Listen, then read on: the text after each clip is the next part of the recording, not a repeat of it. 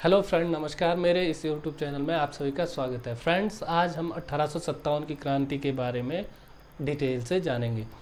इससे पहले वाली जो हमारी मॉडर्न हिस्ट्री की क्लास थी उसमें हमने देखा कि ईस्ट इंडिया कंपनी किस प्रकार से बंगाल के संपूर्ण क्षेत्र पर विजय प्राप्त करती है और 1764 का जो बक्सर का युद्ध था उसके पश्चात उसका भारत पर किस प्रकार से शासन स्थापित होता है। तो आज की हमारी कक्षा है 1857 की क्रांति के बारे में जानना। ठीक है, तो इससे पहले कि 1857 की क्रांति के बारे में जाने उससे पहले हम देखते हैं कि किस प्रकार से जो यूरोपीय जो व्यापारी थे वो भारत में आते हैं। पहले व्यापार करने की दृष्टि से वो भारत आते हैं, लेकिन धीरे धीरे क्या करते हैं, वो यहाँ की राजनीतिक मामलों में भी हस्तक्षेप करना शुरू कर देते हैं, जिस कारण से क्या होता है कि वो यहाँ पर धीरे धीरे अपने शासन का विस्तार करने लगते हैं। तो आज हम 1857 की क्रांति के बारे में डिटेल से जानेंगे। सबसे पहले हम देखते हैं कि 1857 की क्रांति जब शुरू होती है उस समय महत्वपूर्ण पदों पर कौन कौन से व्यक्ति आसीन थे। भारत की अगर हम बात करें तो भारत में बहादुर शाह सेकंड उस समय मुगल बादशाह था और वो भारत का सम्राट था। ब्रिटेन के प्रधानमंत्री उस समय पाल्मस्टन थे और गवर्नर जनरल जो थे वो कैनिंग थे। जबकि जब 1857 की जो क्रांति है वो शुरू होती है तो उसके पश्चात कैंपबेल को क्या किया जाता है, मुख्य सेनापति नियुक्त किया जाता है। इस विद्रोह को दबाने के लिए या इस क्रांति को दबाने के लिए इसे मुख्य सेनापति नियुक्त किया जाता है। ठीक है, तो हम देखते हैं कि उसका स्वरूप क्या था। 1857 की जो क्रांति है उसका स्वरूप क्या था। तो 1857 की क्रांति के स्वरूप के बारे में अगर हम बात करें तो जो उस समय के जो इतिहासकार है, ब्रिटिश इतिहासकार और भारतीय जो इतिहासकार थे, उनमें बहुत गहरे मतभेद है। ब्रिटिश इतिहासकारों का मानना था कि जो ये 1857 की जो क्रांति हुई वो सिर्फ एक मुस्लिम और हिंदू षड्यंत्र था, किसके खिलाफ, ब्रिटिशों के खिलाफ। जबकि भारतीय इतिहासकारों का मानना था कि यह एक बहुत बड़े क्षेत्र पर फैला हुआ एक बहुत ही क्रांतिकारी आंदोलन था, जिसे कि भारत का प्रथम स्वतंत्रता संग्राम भी कहा जा सकता है। तो इस तरीके से विद्वानों में मतभेद होने के कारण इसका स्वरूप निश्चित नहीं कर पाए। तो इसका जो कारण था, ये 1857 की जो क्रांति है वो किस कारण से शुरू होती है उसके बारे में हम डिटेल से जानते हैं। सबसे पहले देखते हैं हम राजनीतिक कारण के बारे में।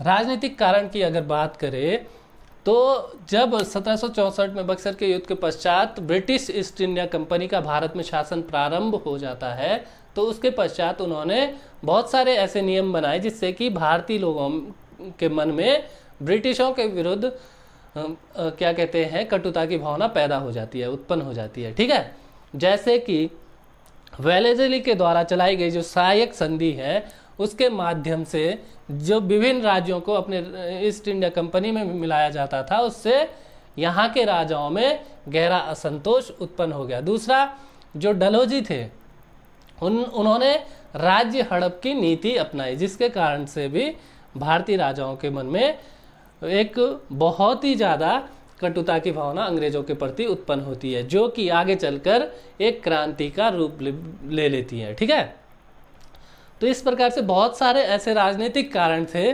जिसके माध्यम से जो अंग्रेजी जो शासक थे उनके प्रति भारतीयों के मन में कटुता उत्पन्न हो जाती है। ठीक है, दूसरा जो कारण था वो है आर्थिक।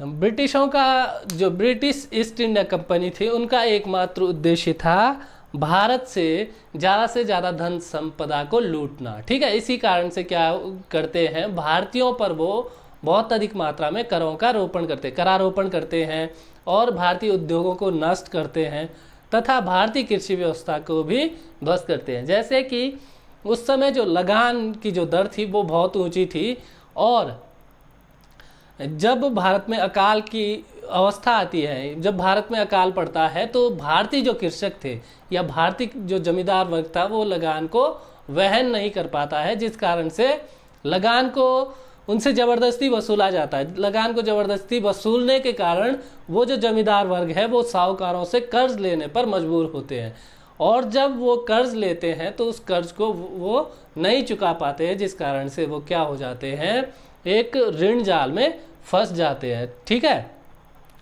तो ये सारे बहुत सारे कारण थे जिससे कि जो कृषक वर्ग, जमींदार वर्ग जो था, और जो भारत का जो औद्योगिक वर्ग था, जो हैंडलूम निर्मित जो सामान था, उनको नष्ट करने की जो उनकी योजना थी, जिसके कारण से भारतीय लोगों के मन में ब्रिटिश ईस्ट इंडिया के कंपनी के प्रति बहुत अधिक कटुता उत्पन्न हो जाती है। ठीक है, तीसरा जो कारण था वो था सामाजिक और आर्थिक, धार्मिक।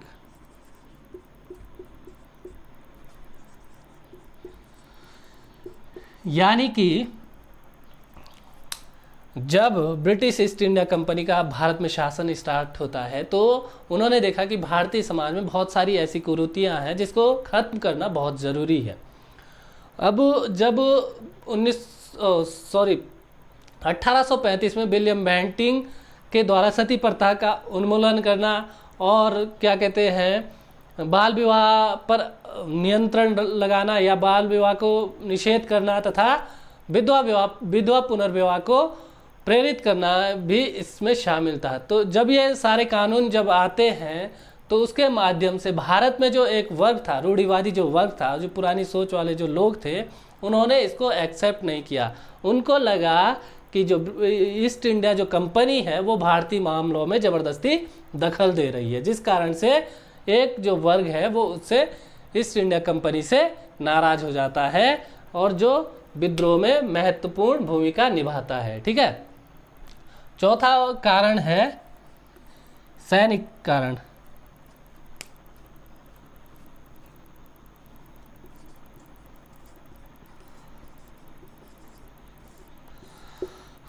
शुरू में क्या था कि जो भारतीय और अंग्रेजी सेनाओं के बीच में अनुपात जो था, रेशियो था, वो 5:1 का था।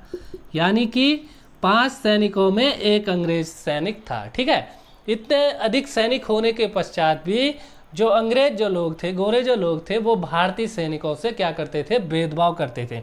मतलब वो सही दृष्टि से भारतीय सैनिकों को नहीं देखते थे और जगह जगह पर उनका अपमान करते रहते, जिस कारण से भारतीय जो सैनिक थे उनके मन में ब्रिटिश ईस्ट इंडिया कंपनी के प्रति एक दुर्भावना व्याप्त होने लगी, जो कि आगे क्रांति के रूप में परिवर्तित हो जाती है। ठीक है, दूसरा 1806 में क्या होता है, बेंगलोर में एक विद्रोह होता है जिसमें कि ईस्ट इंडिया कंपनी ने क्या काम किया था कि जो हिंदू जो सैनिक थे उनको टीका लगाने या तिलक लगाने तथा सिख सैनिकों को पगड़ी लगाने पर प्रतिबंध लगा दिया, जिस कारण से 1806 में कुछ जो सैनिक थे वो विद्रोह कर देते हैं, लेकिन इस विद्रोह को अंग्रेज अधिकारी आसानी से दबा देते हैं। दूसरा 1824 में जब प्रथम आंग्ल बर्मा युद्ध होता है तो उसमें क्या होता है कि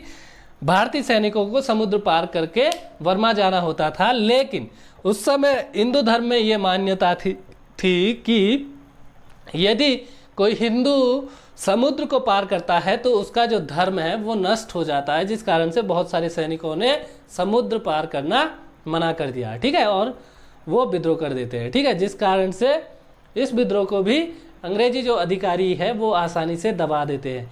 एक भारत में डाक जो सेवा अधिनियम आता है उसके माध्यम से भी क्या होता है कि सैनिकों में असंतोष फैलता है, क्योंकि इससे डाक सेवा अधिनियम से पहले क्या होता था कि जितने भी सैनिक थे उनको अपने घर जो चिट्ठी वगैरह भेजनी होती थी डाक के माध्यम से वो फ्री में वो पोस्ट कर सकता था, लेकिन डाक सेवा अधिनियम के माध्यम से ये व्यवस्था की गई कि अब उनको फ्री में वो अपनी जो डाक है वो अपने घर नहीं पहुंचा सकते थे, जिस कारण से सैनिकों के बीच में असंतोष उत्पन्न हो जाता है। ठीक है, अगला है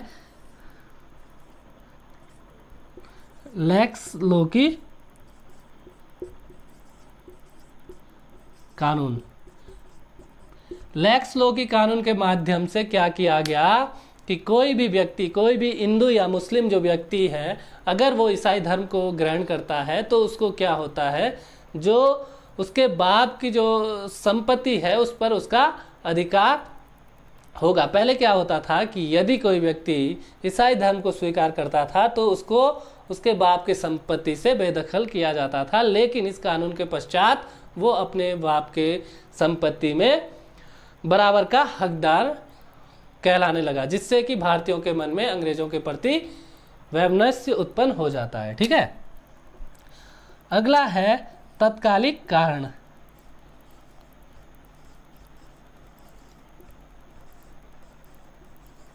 तत्कालिक जो कारण थे वो था ब्राउन बेस जो राइफल का प्रयोग पहले सैनिकों में होता था, उसके स्थान पर न्यू जो इनफील्ड राइफल है उसको लाया गया, जिसमें कि एक राइफल का जो ऊपरी भाग होता था उसको मुंह से काटना होता था, जिसमें जनवरी 1857 को बंगाल में जो सैनिकों के बीच में यह अफवाह फैली कि इसमें गाय और सूअर की चर्बी का प्रयोग किया गया, जिससे कि भारतीय जो सैनिक है, जो बहुत सारे सैनिक है, उन्होंने विद्रोह करना शुरू कर दिया, क्योंकि इससे उनकी धार्मिक मान्यताओं को ठेस पहुंचती थी। ठीक है, तो इस तरीके से ये प्रमुख कारण थे जिसके माध्यम से क्या होता है, 1857 की जो क्रांति है उसकी नींव पड़ती है।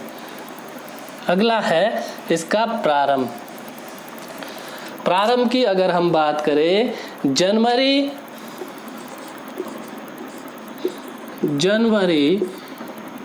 1857 में क्या होता है, दमदम में कुछ सैनिकों ने क्या कर दिया, जो इनफील्ड जो राइफल है उसके प्रयोग करने से मना कर दिया और विद्रोह कर दिया। ठीक है, फिर फरवरी 1857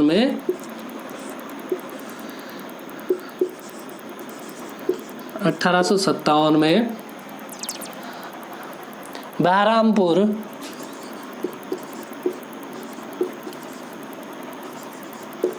पूर्व में सैनिकों ने क्या कर दिया, विद्रोह कर दिया। ठीक है, और इसी के आगे 29 मार्च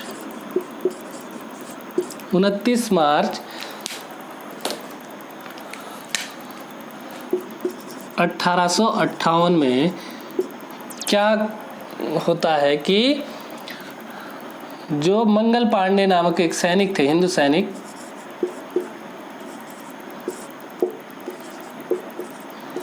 उन्होंने जनरल बाग और सार्जेंट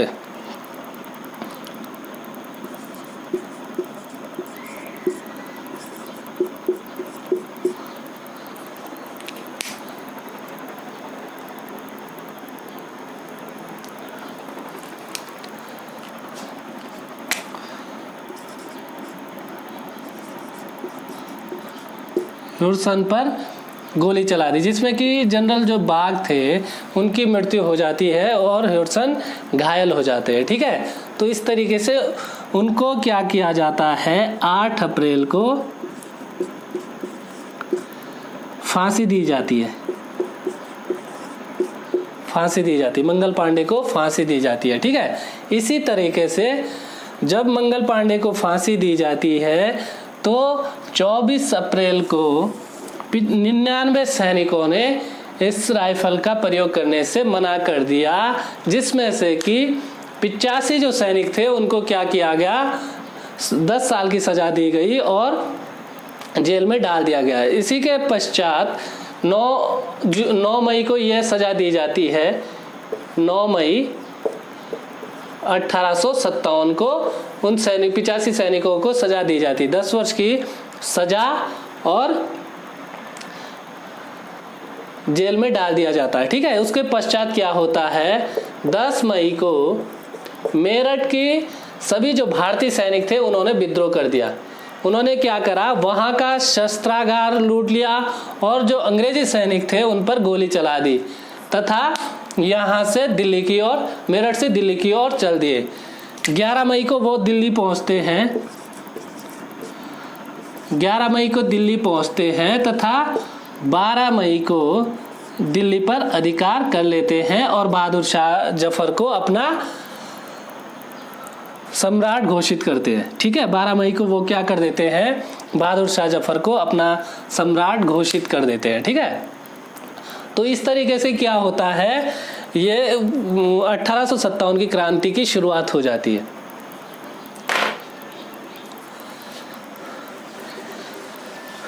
अब इसके प्रसार की अगर हम बात करें तो इसका जो प्रसार है वो उत्तर और पूर्वी भारत में ज़्यादा देखने को मिला, जबकि अन्य जो क्षेत्र था भारत का उसमें ज़्यादा इसका प्रसार नहीं मिलता है। अब इसके प्रसार के बारे में हम डिटेल से जानते हैं कि कहाँ पर कौन से सेना नायक ने सेना का नेतृत्व किया, उसके बारे में हम डिटेल से जानेंगे। जैसे कि दिल्ली की अगर हम बात करें तो बहादुर शाह सेकंड ने नेतृत्व किया और हडसन और निकोलसन ने उसका दमन किया। हडसन और निकोलसन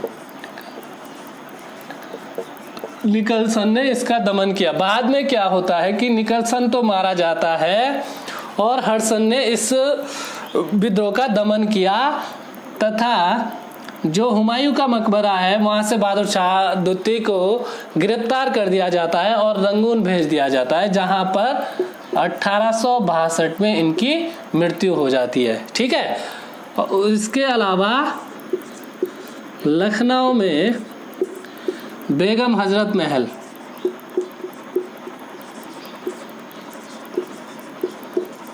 महल क्या करती है, क्रांति का नेतृत्व करती है। ठीक है, और कैम्पबेल उसका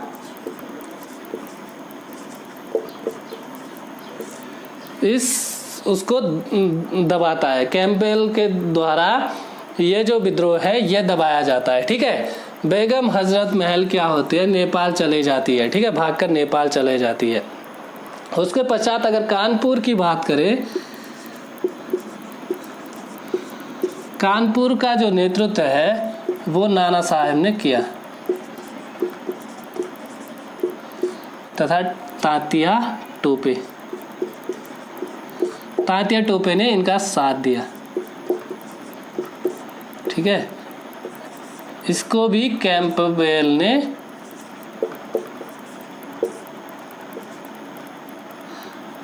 दबाया था। ठीक है, कानपुर के बाद झांसी की अगर हम बात करें तो इसका नेतृत्व, झांसी में जो क्रांति का नेतृत्व है वो रानी लक्ष्मीबाई ने किया था। रानी लक्ष्मीबाई उनके द्वारा नेतृत्व किया गया और कैप्टन जो हीरोज थे उनके द्वारा इसका दमन किया गया। हीरोज के द्वारा दमन किया गया। अब अगर हम बिहार की अगर हम बात करें तो बिहार में क्रांति का नेतृत्व किया था कुंवर सिंह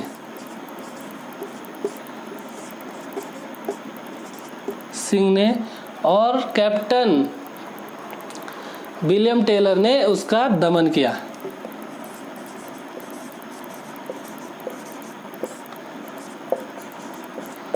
टेलर ने इसका दमन किया। ठीक है, कानपुर के बाद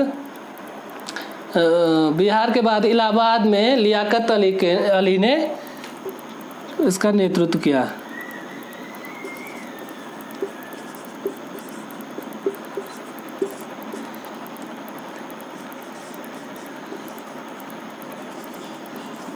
लियाकत अली क्रांति का नेतृत्व किया और कैप्टन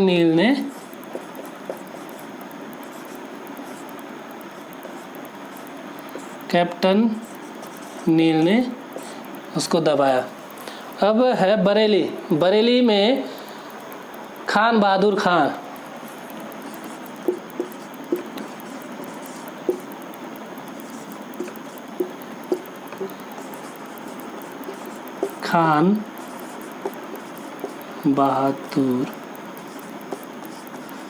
ने क्रांति का नेतृत्व किया और कैंपबेल ने